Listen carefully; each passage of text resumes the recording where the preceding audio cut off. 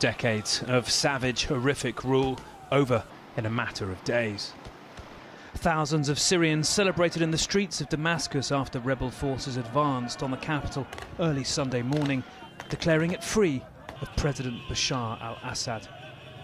We announce to you from the Syrian news channel the victory of the great Syrian revolution after 13 years of patience and sacrifice. We won the bet and toppled the criminal Assad regime. Facing crumbling resistance from regime forces, rebels launched a stunning, lightning offensive. Russia undermining its long-term ally by announcing he had fled the country and was granted asylum in Moscow.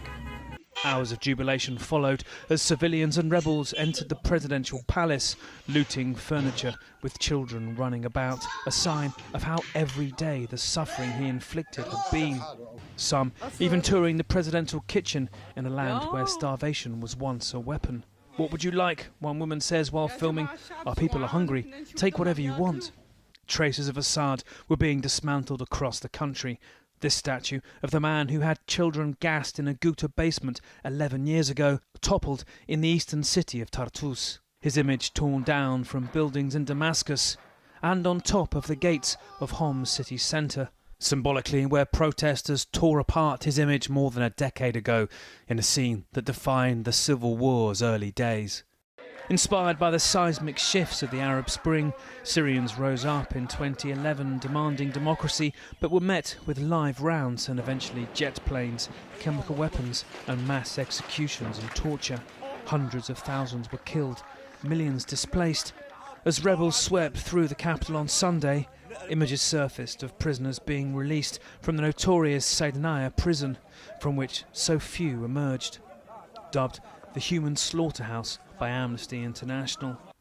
The militant figure leading this rebel offensive is Abu Muhammad al-Jalani, seen here prostrating in prayer upon entering Damascus. Once affiliated with Al-Qaeda, Jalani has been suggesting he has matured from his extremist roots, though there are deep concerns about what kind of new Syria may now emerge. At one of the oldest mosques in the world in Damascus, he was received with applause and jeers as he hailed total victory.